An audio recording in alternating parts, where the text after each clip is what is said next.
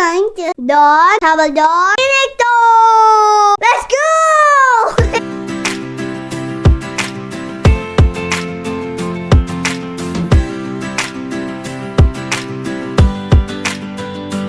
Hello guys, so that was my daughter doing the intro.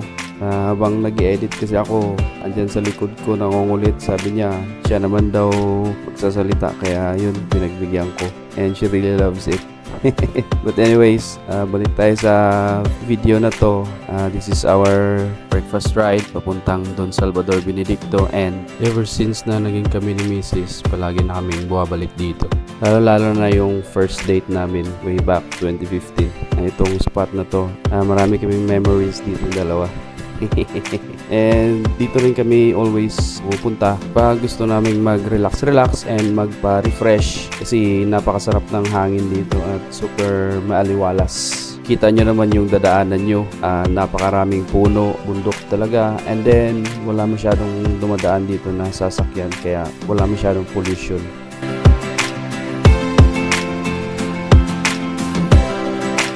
Our travel time is around 1 hour lang naman galing sa bahay namin. Kaso syempre may mga picture pa and then video. Yun, medyo natagalan, but hey, it's worth the time naman kasi napakaganda ng mga tanawin dito, and then napaka-refreshing.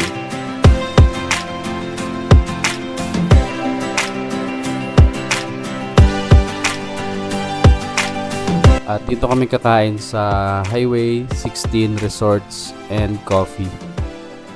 And i-explore muna natin yung lugar. So tara, let's go!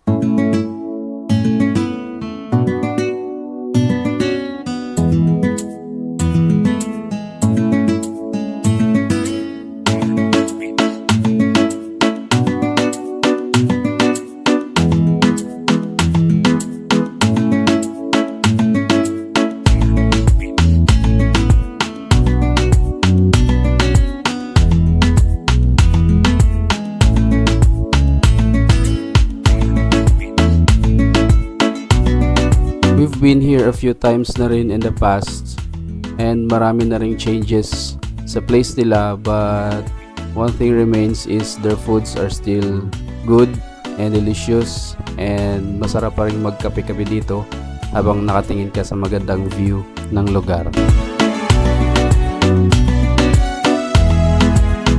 So what we order here is the Dynamite, pepperoni pizza, hot silog, ice choco, and syempre yung kape. So tara guys, kain tayo.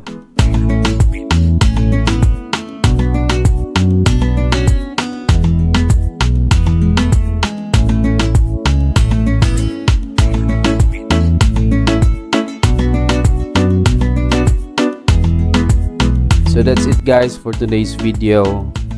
I hope nag-enjoy kayo sa panonood, and thank you very much. Peace.